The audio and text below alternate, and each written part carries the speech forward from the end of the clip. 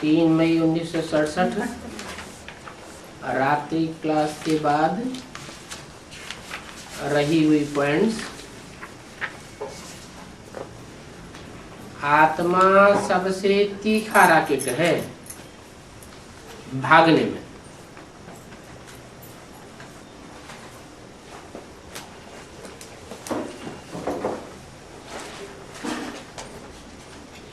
लोग समझते हैं कि रॉकेट ही सबसे तीखा है,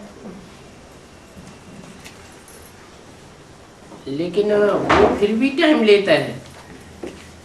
और आत्मा एक शरीर छोड़ती है और दुनिया के किसी भी हिस्से में जाकर के गर्भपिंड में प्रवेश करने में 1 सेकंड का टाइम भी नहीं लगता।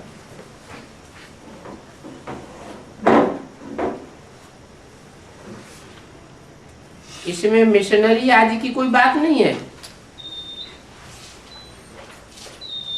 एक शरीर आत्मा ने छोड़ा तो ये भागी। अभी तुम बच्चों की बुद्धि में है कि हमको तो अब घर जाना है।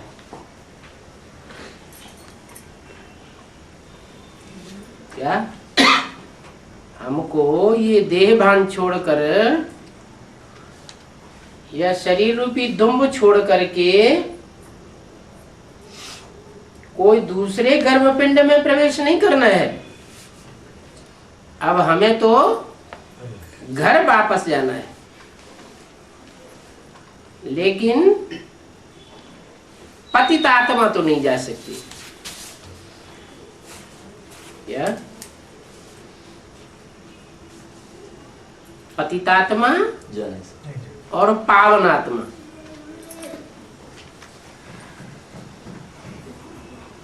पतितात्मा कैसे पहचाना जाए?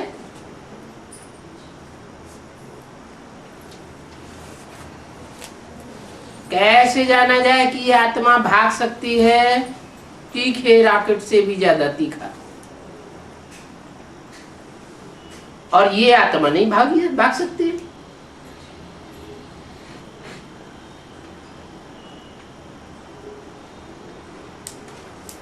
ये जन्म में कितना दुख भोगते हैं इससे मालूम पड़ेगा। दुख भोग के शरीर छोड़ेंगे तो एकाग्रता से ही पता चलता है। दृष्टि के फोर्स से पता चलता है कि ये आत्मा कितनी तीखी है। इब्राहिम, बुद्ध, क्राइस्ट, गुरु नानक, इनकी दृष्टि की एकाग्रता से ही पता चलता है कि अपने धर्म के फॉलोअर्स में सबसे ज्यादा तीखे थे।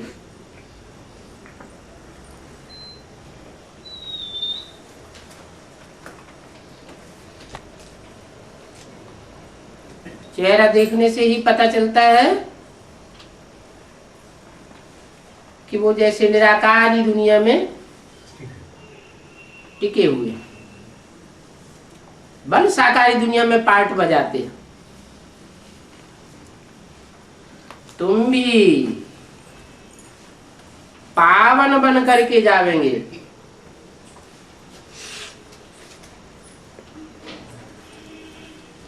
पतित माने इंद्रियों में चंचलता, पावन अर्थात इंद्रियां निश्चल। उनमें मुख्य इंद्रिय कौन सी है? आंख।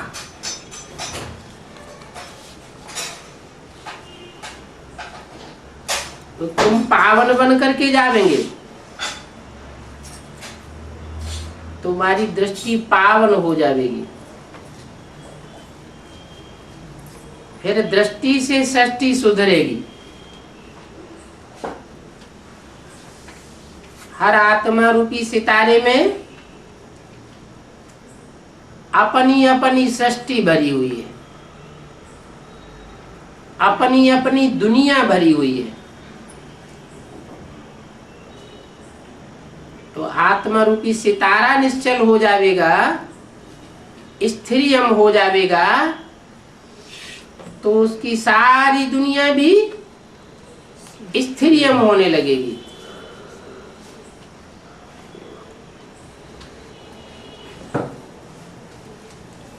जो स्थिरियम नहीं बनेंगे,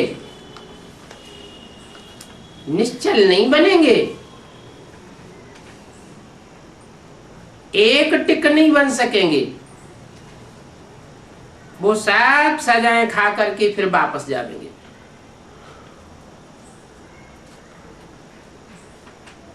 सजाएं तो बहुत मिलती है ना,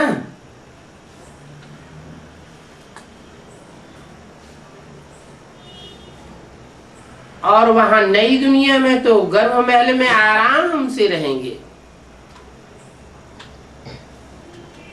इस पुरानी दुनिया में गर्भ जेल होती है,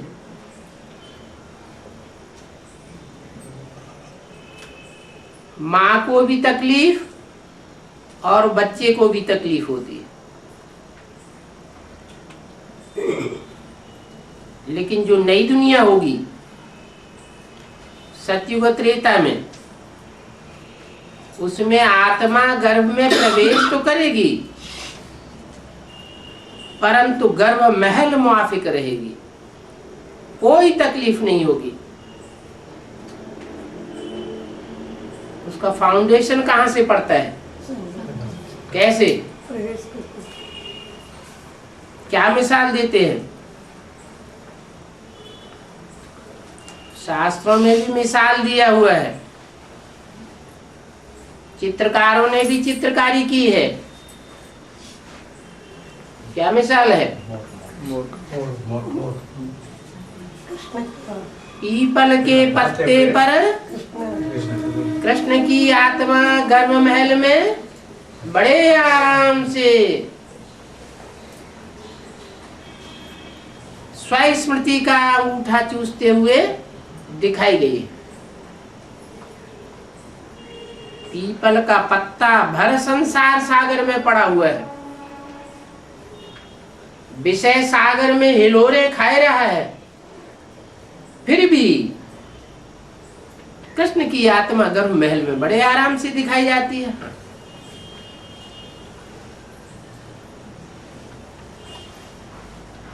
तो ये शुरुआत है नई दुनिया की, उसे कहते हैं संगम युगी स्वर्णिम युग, फाउंडेशन का युग, नई दुनिया का। तो वहां गर्भ महल में आराम से रहते हैं, और यहां गर्भ जेल में रहने वाले कितना चिल्लाते हैं।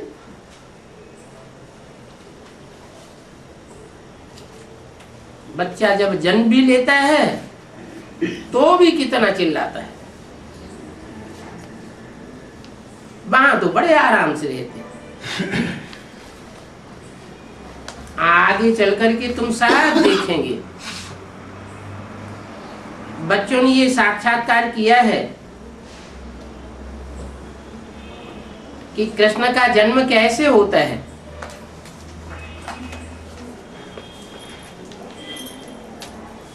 कोई गंध की बात नहीं, एकदम जैसे कि रोशनी ही रोशनी हो जाती है।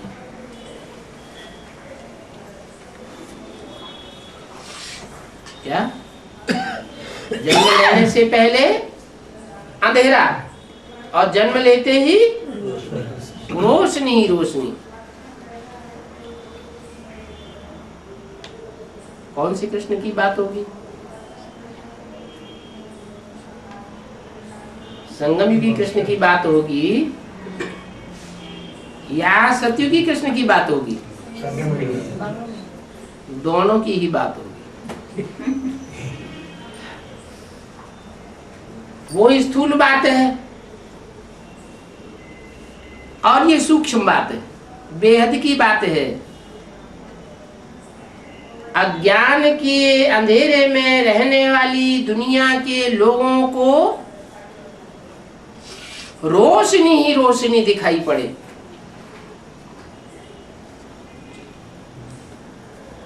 अभी बाहर की दुनिया तो अज्ञान अंधेरे में पड़ी हुई है,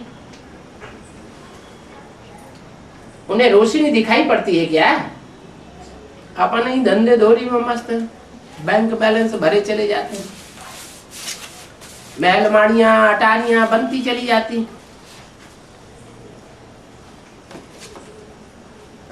बाप कहते हैं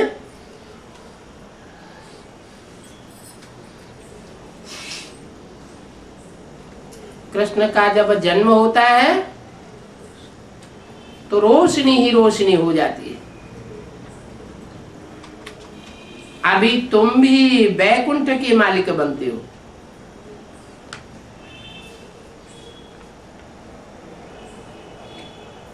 तो वैसा पुरुषार्थ भी करना चाहिए ना। पवित्र शुद्ध खान पान, पवित्र दृष्टि, पवित्र वृत्ति, संकल्पों के वाइब्रेशन होते हैं ना, कितने पवित्र होने चाहिए।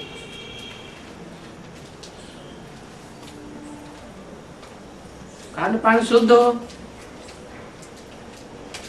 दाल भात सबसे अच्छा है।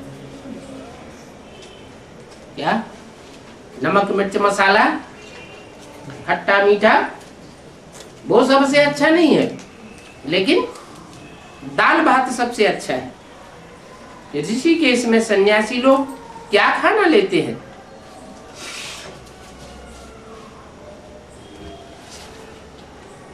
खाना जब लेते हैं तो देने वाले की तरफ देखते भी नहीं है,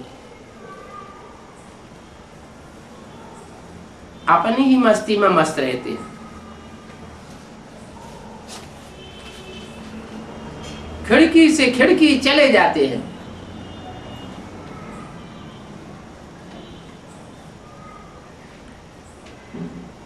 उनमें भी कोई कैसे होते हैं, कोई कैसे होते हैं। वो सन्यासी जो कहते हैं कि हम कर्म सन्यासी हैं, क्या हमने खाना बना पकाना करना ये कर्मों का सन्यास किया हुआ है, हमें ये लौकिक दुनिया का कर्म करने की दरकार नहीं है, कहते हैं। परंतु जब तक कर्मेंद्रियां हैं तो कर्म तो करना ही पड़ेगा।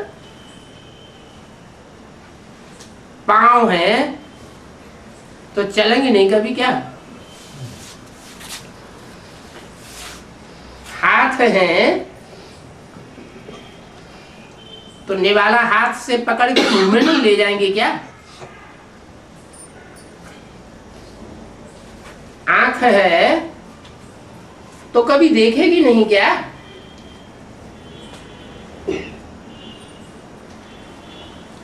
कर्म किए बिना कोई रह नहीं सकता।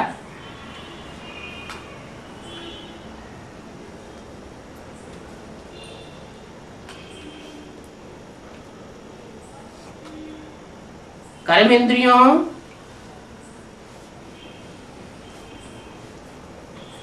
की चंचलता इस दुनिया में चालू ही रहती है।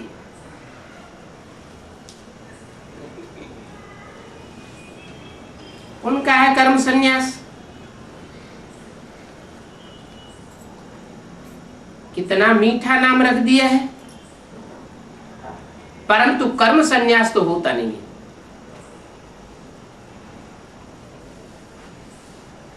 ड्रामा के आदि मध्य अंत को न जानने के कारण कितने मूर्ख बन पड़े।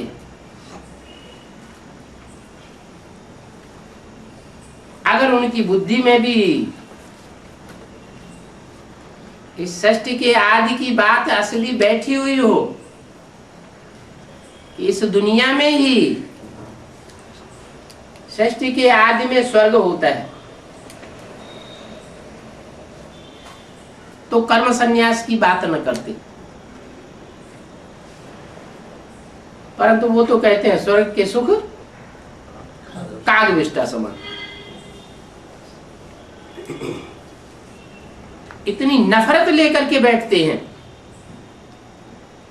किससे? स्वर्ग बनाने वाले से और स्वर्ग में जाने वालों से, और खुद से वो हम कह के बैठ जाते हैं। माना जो कुछ भी अच्छा बनेगा वो हमारे द्वारा बनेगा।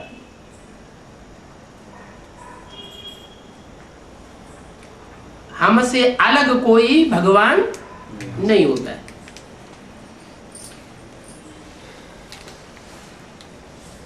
तो कर्म सन्यासी कोई हो नहीं सकता। सभी एक्टर्स अपना अपना कर्मेंद्रियों से पार्ट बजाए रहे हैं, और जो पार्ट बजाते हैं वो कम जास्ती भी नहीं हो सकता।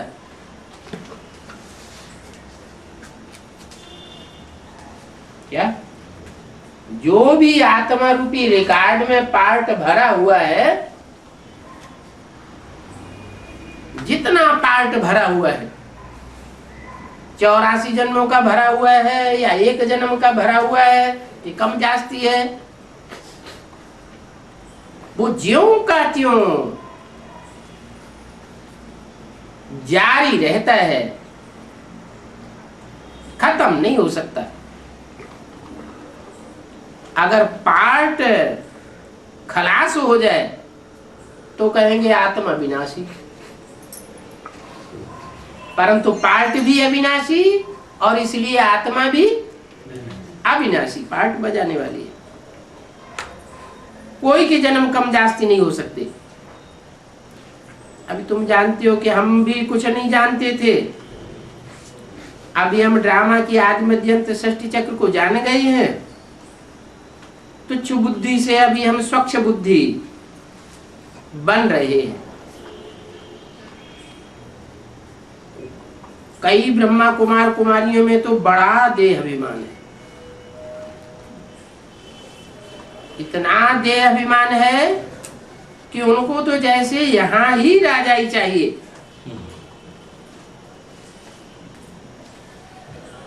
सेवाधारी बनकर रह ही नहीं सकते।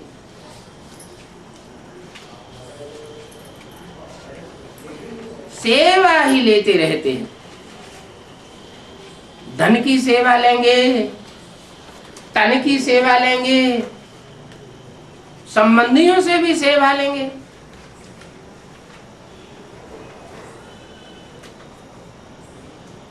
मारे देह अभिमान के अपन को बहुत ऊंचे समझते हैं। बर्तन धुलाई करवाना, कपड़ा धुलाई करवाना, ये सब बातें देह अभिमान है। क्या? अपने कपड़े भी अपने आप नहीं धोवेंगे और अपने झूठे बर्तन भी अपने आप नहीं धोवेंगे। चलो अपने आप न धोवे, भगवान का परिवार समझें तो कोई दो चार मिलकर के धोते हैं।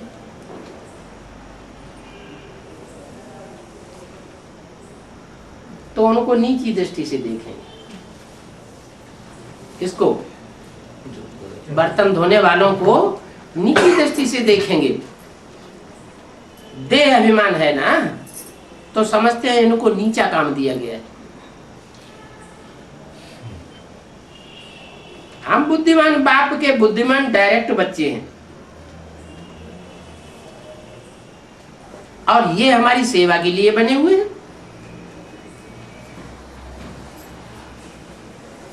बाप तो कहते हैं कि मैं ओबीडेंट सर्वेंट बन करके आया हुआ हूं। कहते हैं माना बिंदी रूप में कहते हैं या साकार रूप में कहते हैं? साकार रूप में कहते हैं कि मैं सर्वेंट बन करके आया हुआ हूं, मोस्ट ओबीडेंट सर्वेंट। परंतु बच्चों में देह अभिमान है। ऐसे देह अभिमान वाले फिर गिर जाते हैं। उनका देह अभिमान बरकरार नहीं रह सकता। बाप कहते हैं जैसा कर्म तुम करेंगे तुमको देख करके सब करेंगे।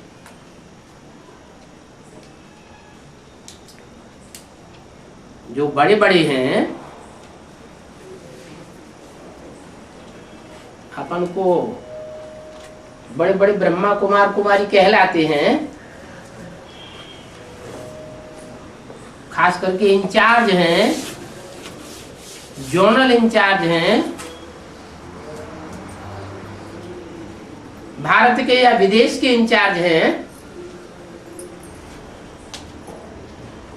वो बड़े बड़े जैसा कर्म करेंगे उनको देखकर सब फॉलो करने लग पड़ेंगे। यहां ही दास दासियां रख कर की बैठ जाती है। यहां ही मैंने कहा संगम युग में ब्राह्मण धर्म है ना, अभी ब्राह्मण से कोई देवता तो बना नहीं है। ब्राह्मणों का धर्म क्या है? सेवा लेने का धर्म है या सेवा देने का धर्म है? लेने का धर्म नहीं है, धन भी लेने का धर्म नहीं है।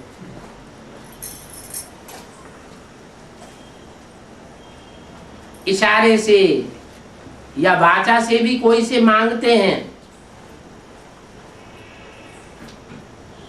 कि यज्ञ में इस कार्य के लिए हमको इस बात की जरूरत है, इस धन की, तो बाप कहते हैं मांगने से मर जाना भला।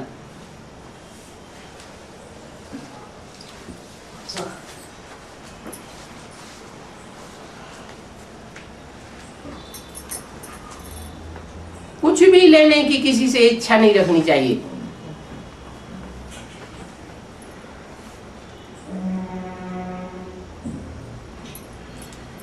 क्यों? यज्ञ में कोई चीज की जरूरत है, कोई कहता है कोई चीज की जरूरत हो तो हमको बताना, तो लेना नहीं चाहिए।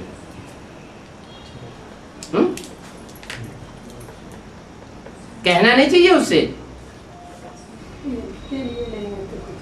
यज्ञ के लिए। अरे हमारा तो सब कुछ यज्ञ के लिए, हम तो सरेंडर है यज्ञ में।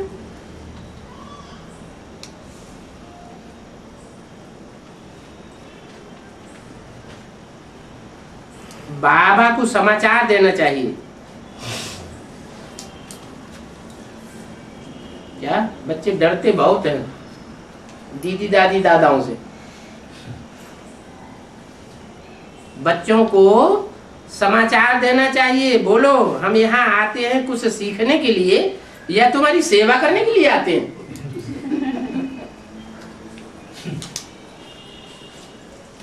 माताएं सेंटर्स में जाती है ज्ञान सुनने के लिए, याद में बैठने के लिए।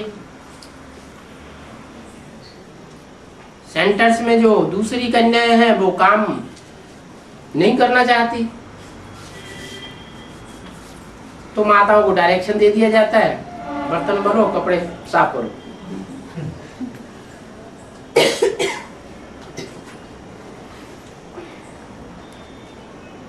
नहीं तो मशीन खरीद के लाके दो। कपड़ा धोने की मशीन लाके रखो। हम तुम्हारे नौकर नहीं है, अंदर से मतलब ये बात निकलती है क्या? हम तुम्हारे नौकर नहीं हैं, लेकिन तुम हमारी प्रजा बन गई। ऐसे समझती हैं कि जैसे बाबा हमको राजा ही दे गए। हम राजाई के अभी ही हकदार बन गए। तो बाबा को सेवा का, बाबा को ये साफ समाचार देना चाहिए बच्चों को, और साफ बोल देना चाहिए कि हम यहाँ कुछ सीखने के लिए आते हैं या तुम्हारी सेवा करने के लिए आते हैं। भक्ति मार्ग में 63 जन्म देहधारी धर्म गुरुओं की सेवा करते रहे। और इस जन्म में भी हम तुम्हारी सेवा करेंगे। आदत पड़ी हुई है किनकी? सेवा लेने वालों की। कहां से आदत पड़ी है? 63 जन्मों में भी धर्म गुरु बन करके सेवा लेते रहे हैं। आदत पड़ी हुई है तो मालिश करावेंगी। और संत महात्मा होते हैं ना,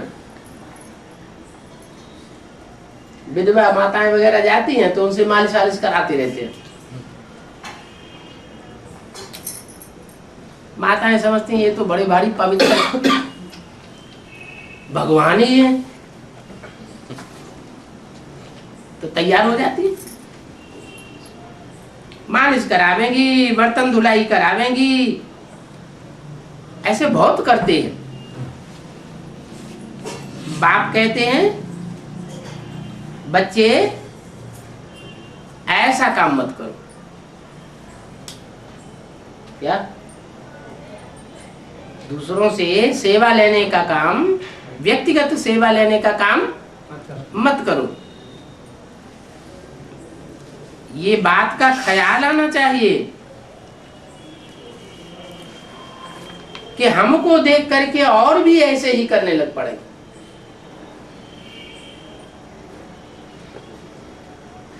जो बड़ी बड़ी पुरानी हैं, इंचार्ज बहनें, वो ऐसे काम करेंगी।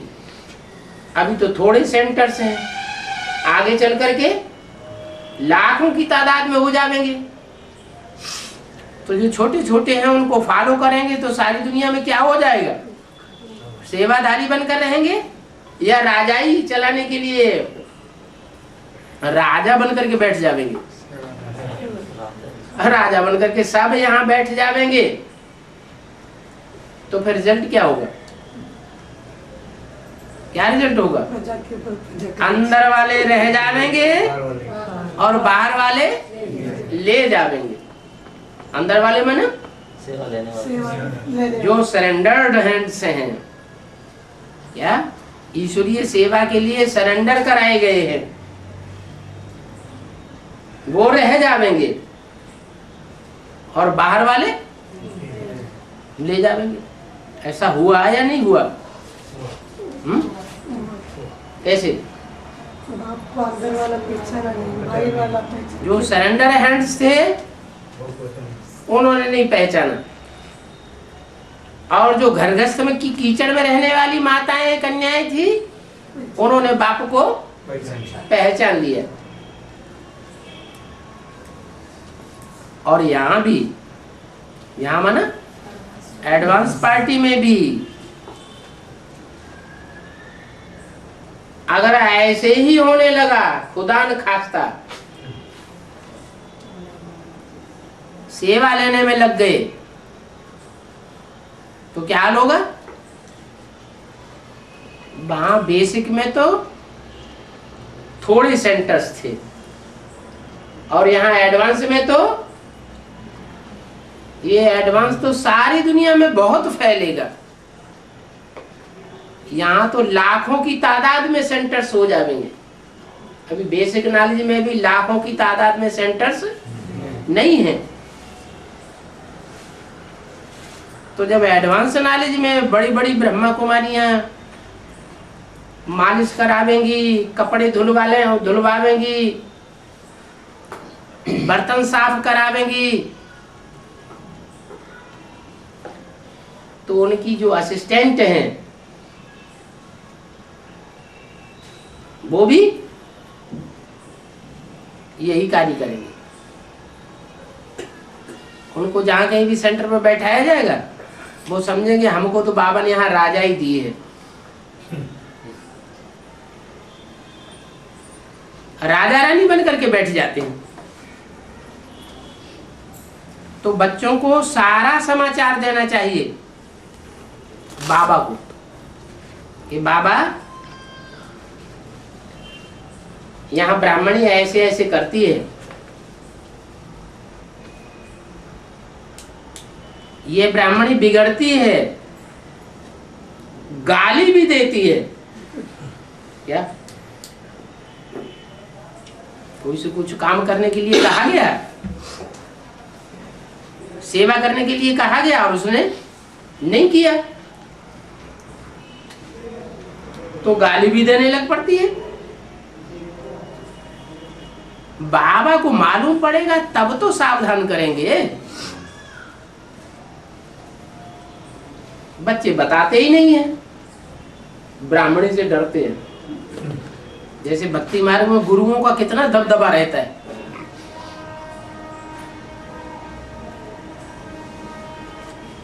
भक्ति मार्ग में देखा तो है कि गुरुओं का कितना दबदबा होता है, तो यहाँ भी दबदबे में आ जाते हैं। बाबा को मालूम पड़ने से सावधान करेंगे। बाबा को रिपोर्ट करनी चाहिए कि ब्रह्मा कुमारी कहती है कि हमें दिखाए बिना पत्र भी नहीं लिख सकते।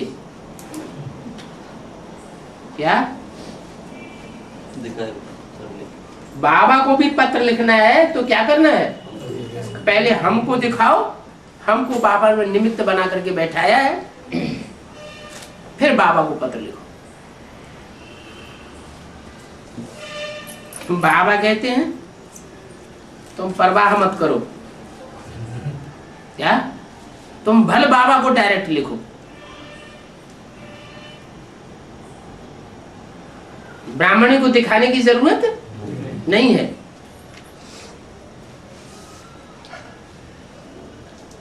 जब पत्र लिखने के लिए भी ब्राह्मणी को दिखाने की जरूरत नहीं है तो डायरेक्ट फोन करने के लिए जरूरत है कि ब्राह्मणी को बताएं और बता करके उसके सामने फोन करें।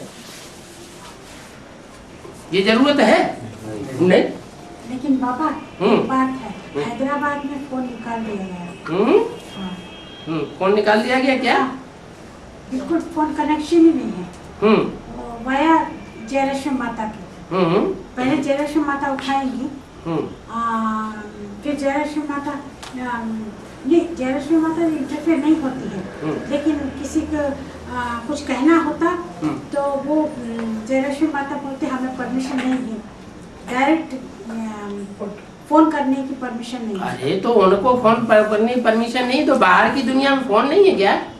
नहीं, कन्याएं बाहर की दुनिया वालों को कैसे बताएंगे? तो कोई माता को ईमेल भेज दे। माता है, ढेर सारी माताओं के पास ईमेल है। बाबा का आदेश है, इसलिए हम नहीं मदद करेंगे, ऐसे माताएं बोलती हैं। मुझे फोन आया एक कन्या जो मैं वहाँ रहती थी, उससे बड़े घंटे कोई भाई से बात करती थी। वो तो मालूम है। और भाई नीचे गिर गया।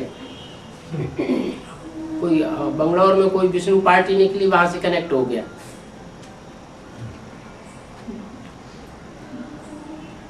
ऐसा वो बात मालूम नहीं। तो वहां तो बेसिक में तो ब्रह्मा बाबा ने शरीर छोड़ दिया। यहाँ शरीर छोड़ने की तो बात नहीं है, लेकिन बाबा को गुप्त तो रहना पड़ेगा।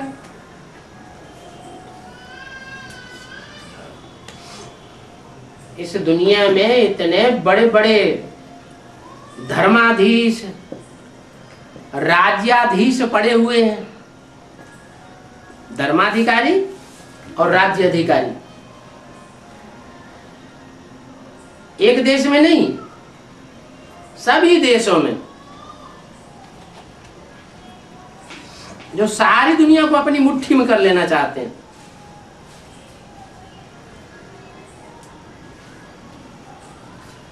और बाबा सबकी पोल पधरी कर रहा है। ये सब दुनिया को नीचे गिराने वाले हैं, और एक बाप है ऊंचा उठाने वाला। सब भ्रष्टाचार बढ़ाने वाले हैं, और एक बाप श्रेष्ठाचारी दुनिया स्थापन करने आया हुआ। तो बिगड़ेंगे नहीं। वो धर्माधिकारी, राज्याधिकारी, जब ये बात उनके सामने आएगी तो बिगड़ेंगे नहीं, बिगड़ेंगे। तो तो बाप को तो अंत तक गुप्त पार्ट बजाना है। जब गुप्त पार्ट बजाना है, सेंटर्स की संख्या बढ़ती जा रही है,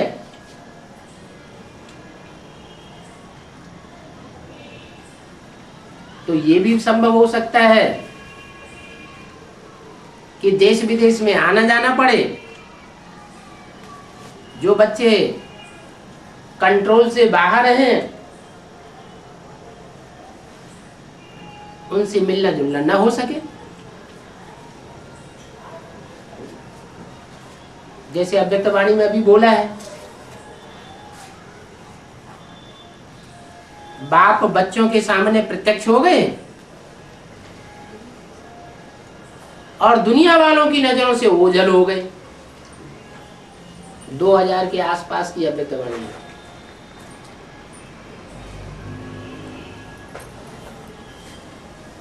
तो कौन से बाप दादा की बात है? सन 68 की बात है क्या? सन 68 की बात 2000 में आकर के कहीं बोलने की क्या जरूरत? ये बात एडवांस पार्टी के ऊपर लागू होती है।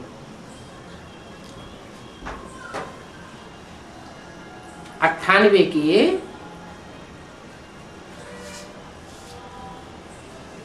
विध्वंस के बाद एडवांस पार्टी में बाप दादा को गुप्त होना पड़ा।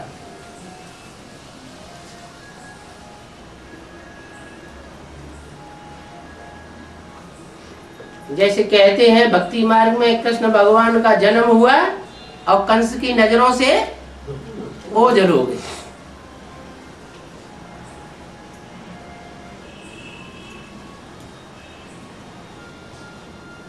तो जब लंबे समय तक गुप्त रहेंगे तो ब्राह्मणों की दुनिया के अंदर जो एडवांस पार्टी है उसमें भी जो मनमानी करने वाले हैं उनको मौका मिलेगा या नहीं मिलेगा? मौका मिलेगा। वो मौका मिलेगा और सबको अपने अंडर में करना चाहेंगे।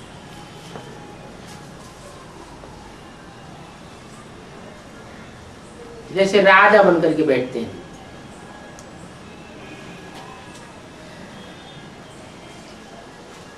बेसिक में तो आधारभूत आत्माएं हैं, जड़ें हैं। जड़ों में ज्यादा पावर होती है या जड़ों को जन्म देने वाले बीजों में ज्यादा पावर होती है? बीज में ज्यादा पावर होती है। एडवांस में तो बीज है।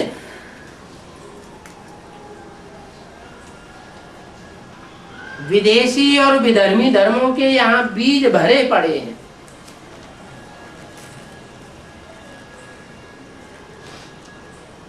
स्वदेशी तो बहुत थोड़े हैं। सूर्यवंशी और चंद्रवंशी तो बहुत थोड़े हैं। उनमें भी जो चंद्रवंशी हैं वो तो बड़े आराम से विधर्मियों के प्रभाव में आ जाते हैं।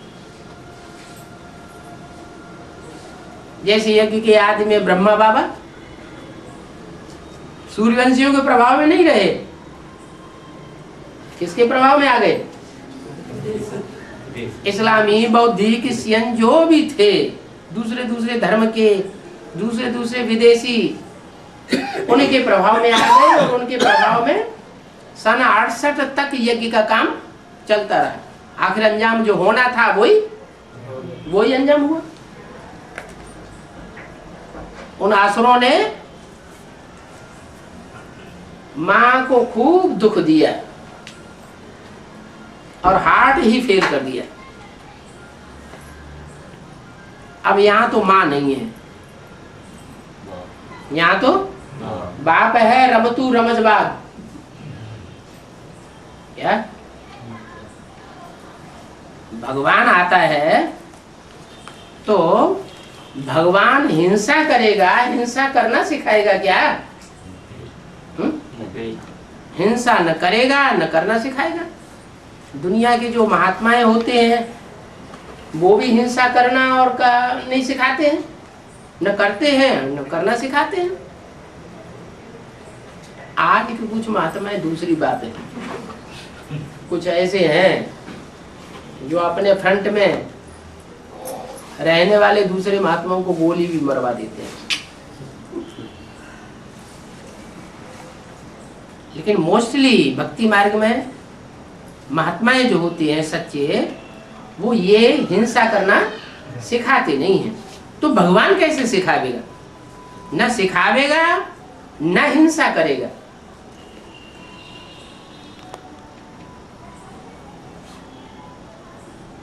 तो बाप कहते हैं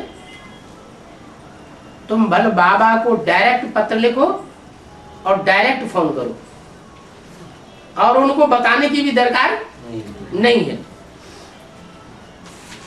डायरेक्ट ईमेल दो और तुमको डायरेक्ट उत्तर मिल जाएगा।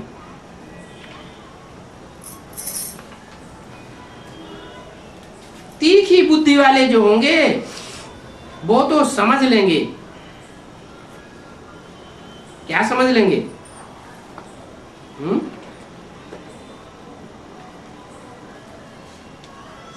क्या समझ लेंगे? वो ये समझ जाएंगे कि हमारा टीचर कितना अच्छा है,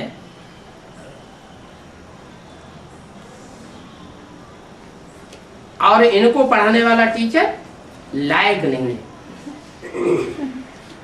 नालायक है,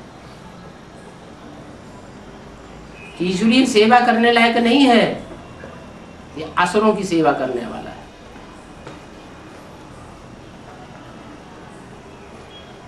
देखा भी जाता है।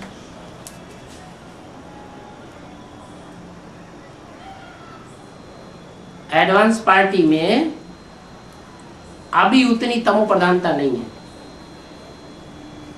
इसलिए जो भी पब्लिक की सेवा होती है वो बड़े बड़े आदमियों की पीछे पड़ा जाता है सेवा करने के लिए, या जो भी जन सामान्य है उनकी सेवा की जाती है,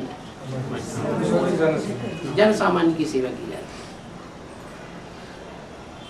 है। बेसिक नॉलेज में ये देखा जाता है कि जो भी बड़े बड़े दुनियावी रीत से मल्टी मिलियनर हैं, पुलिस के बड़े बड़े अधिकारी हैं, एडमिनिस्ट्रेशन के बड़े बड़े अधिकारी हैं, उनको खास बुला बुला करके बड़े बड़े प्रोग्राम करेंगे और उनको ऊंची गद्दी पर बैठा के सम्मानित करेंगे, और उनकी थोड़ी बहुत जितना ज्ञान है उतनी सेवा करेंगे। तो क्या ये सारी दुनिया को मुट्ठी में करने वाली बात नहीं है?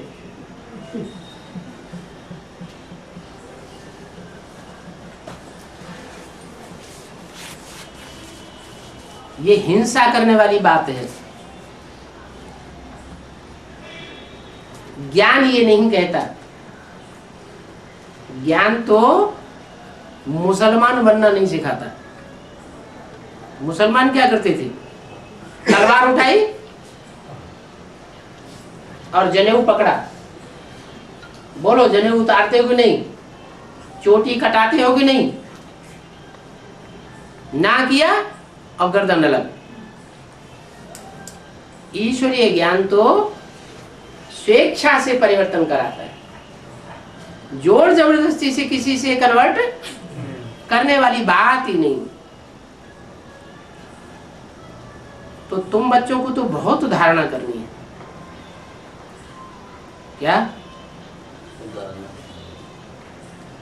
अगर ब्राह्मणी मनमानी करती है और हम इन आंखों से देखते हैं और बाबा को बताते नहीं, क्योंकि ब्राह्मणी के चाटुकार बन करके रहेंगे तो माल मसाला मिलता रहेगा, बाबा को नहीं बताते। तो ये धारणा हुई, या धारणा का कचूमर निकाल दिया।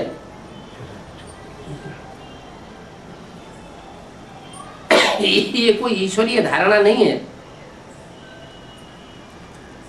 और लड़ना झगड़ना भी बिल्कुल नहीं चाहिए कि ब्राह्मण से भाई तू मैं करना शुरू कर दिया। बाबा ने ऐसा कब सिखाया है? तुम ऐसा करते हो, वैसा करते हो। नहीं,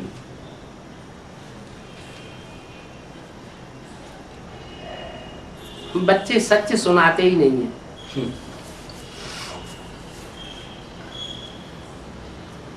सच नहीं बता देंगे तो बाबा को कैसे पता चलेगा? वो कहते हैं बाबा तो जाने जाना नहर है। अरे मुरली में कहीं बोला है मैं जाने जाना नहर हूं?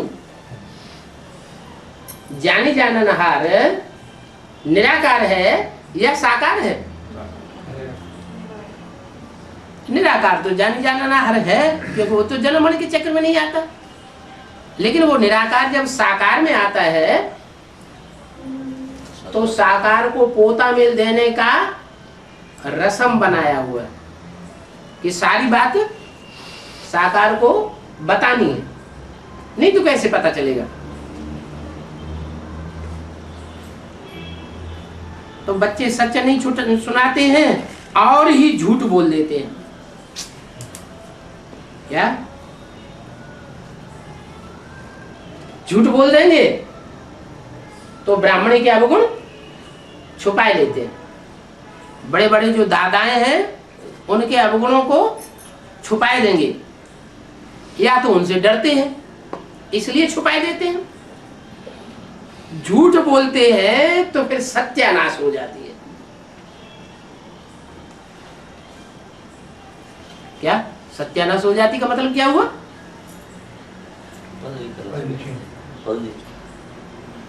माना जो सच्चखंड स्थापन होना चाहिए वो सच्चखंड स्थापन नहीं होता, सच्चखंड का नाश हो जाता है और झूठखंड की यज्ञ के अंदर स्थापना हो जाती है।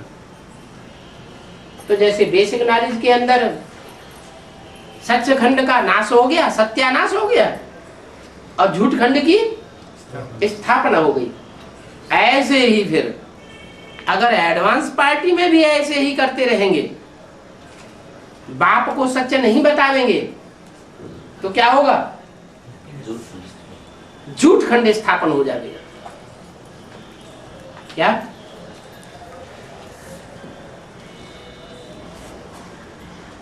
बल सिखों की बात हल हो जाएगी। सिख कहते हैं ना राज करेगा खालसा।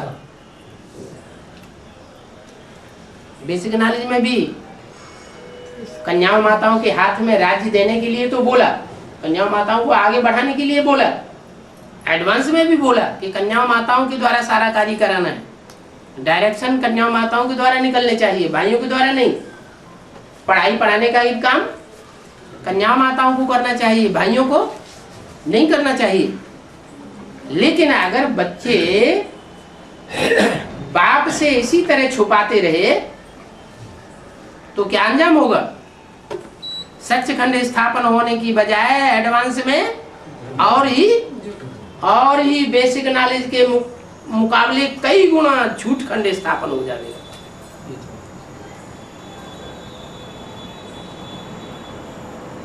वो बेसिक नॉलेज वाली दीदी दादियां तो अभी इतने ज्यादा सेंटर्स नहीं संभाल रही है, क्योंकि अभी सेंटर्स की संख्या ही लाखों की तादाद में नहीं हुई है।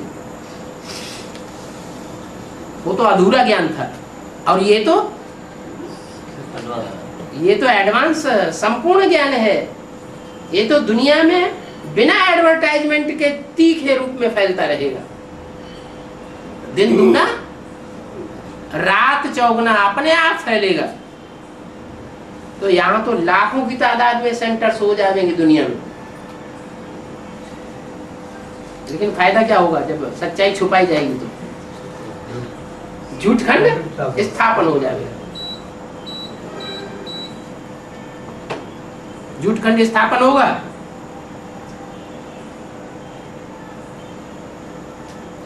तो देवियों के वेश में क्या हो जाएंगी?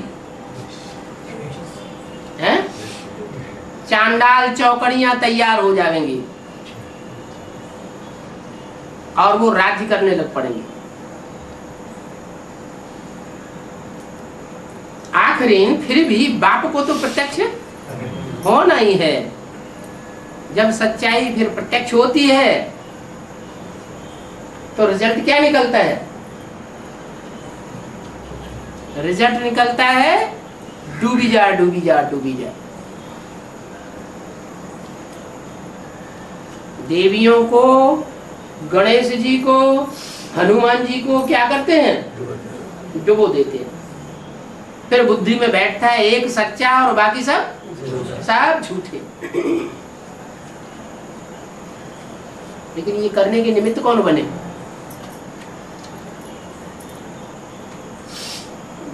हैं?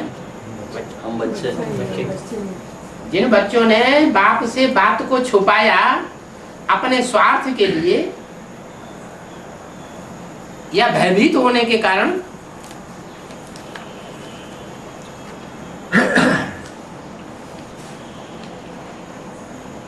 तो छुपाने के कारण ये अंजाम होता है।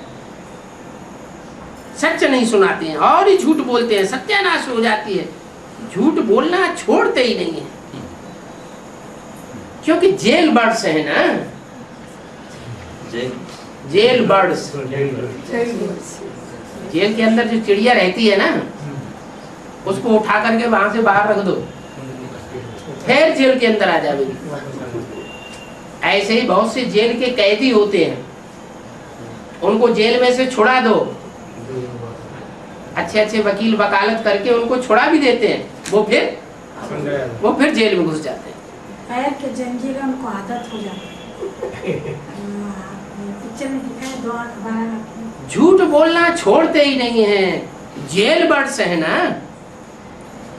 बेसिक नॉलेज में भी ऐसे ढेर सारे जेल बर्ड्स पड़े हुए हैं। कहते हैं कृष्ण के 7 भाई थे।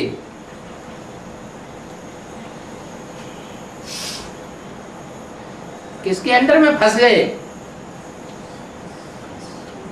कंस ने उसको 7 को कोस लिया, जेल से बाहर नहीं जाने दिया। ये कौन है?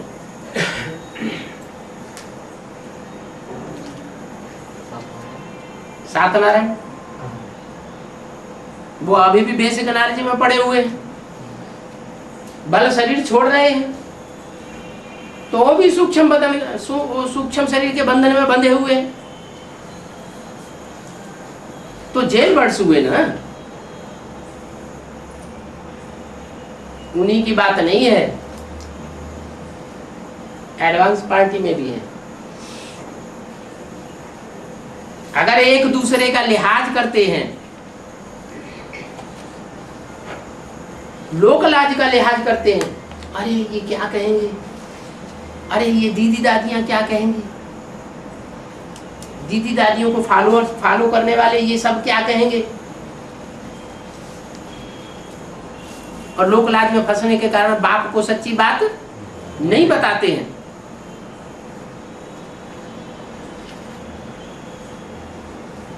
तो जेल बर्ड्स बन जाते हैं।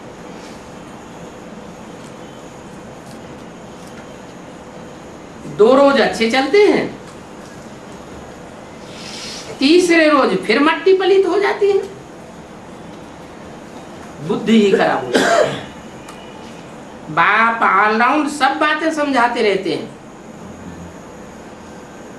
रोज के जीवन मर्रे की जो भी बातें हैं, ऐसे नहीं कि सिर्फ नई दुनिया में जाने के लिए समझाते हैं। बाप की समझाई हुई बातें 63 जन्म भी काम आती हैं। ऑलराउंड सब बातें समझाते हैं।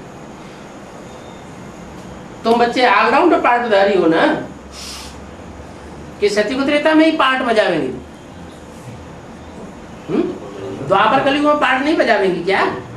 बजावेंगे। तो वहां अगर सच्चाई से चलेंगे द्वापर कलयुग में, तो दुनिया से डर करके रहेंगे तब चलेंगे, या निडर होकर के रहेंगे तब चलेंगे? जो निडर होकर के रहेंगे वो ही चल सकेंगे, और झूठ खंड की दुनिया वालों से टक्कर लेते रहेंगे। क्या वहां भी 63 जन्म टक्कर लेते रहते हैं, और यहाँ शूटिंग पीरियड में भी टक्कर लेते रहते हैं।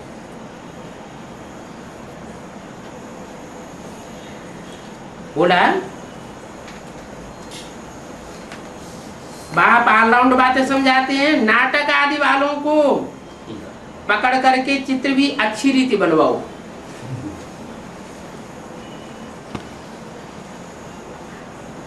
जो नाटक करने के आदी होते हैं ना, वो अच्छे अच्छे चित्र बनाते हैं।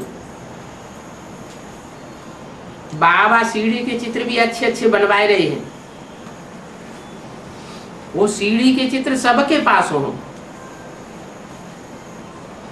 अच्छी चीज देख करके फिर औरों को भी दिखलाने ले आवेंगे।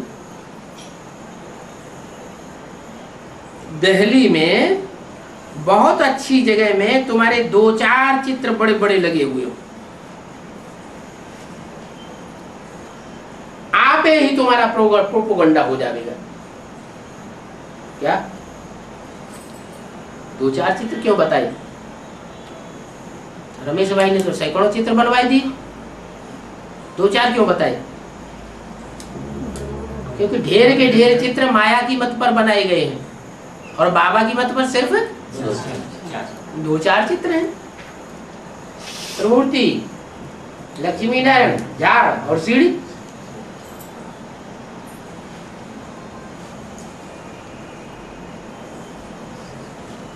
ऐसे चित्र मुख्य मुख्य जगह पर लगावेंगे तो 1-2 को सब भेजते रहेंगे। म्यूजियम बना हुआ है तो सबको कहेंगे कि चल करके देखो। क्या वहां तो माउंट आबू में जड़ म्यूजियम बना हुआ है और यहाँ चैतन्य म्यूजियम की बात है। समझाने वाले भी होशियार चाहिए। चैतन्य म्यूजियम के कौन से चित्र हैं जो समझाने हैं? हैं? कोई चित्र ही नहीं है। चित्र तो है ना, अबे कहानी में बता तो दिया। क्या सबसे पहले कौन सा चित्र समझाओ? त्रिमूर्ति का चित्र समझाओ। 3 सीट्स फिक्स हुई है, 3 सीट्स फिक्स हुई है तो 3 सीट्स पर बैठने वाले भी तो फिक्स हुए होंगे, उनकी समझानी देनी। ये हमारे म्यूजियम के बेहद के चित्र हैं। समझाने वाले बहुत होशियार चाहिए। बुद्धि में सिवाय एक बाप के और कोई की भी याद ना आवे। समझाने वालों की ये खासियत हो। अंतकाल जो शिव बाबा को सुमिरे वो नारायण पद पा सकते हैं। तो सर्विस करना सीखना है। सेंटर्स खुलते जाते हैं, हिम्मते बच्चे मदद बाप तो है ही, परंतु अच्छी टीचर भी तो चाहिए ना।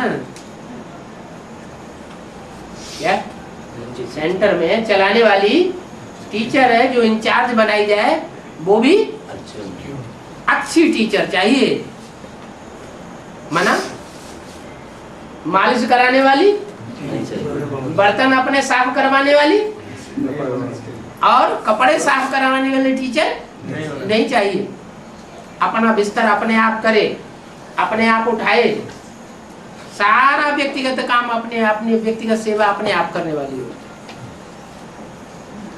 आप सामान किसी को बनाते नहीं है तो फिर बाद में सेंटर है संभल नहीं पाते। पहले आप सामान बनाए फिर सेंटर संभालने के लिए भेजे। आप सामान मैनेजर बनावेंगे तो टीचर अच्छी कही जाएगी, पद भी ऊंचा पावेगी। बेबी बुद्धि भी नहीं होनी चाहिए। क्या बेबी बुद्धि होगी तो कोई उठा के भी ले जाएगा।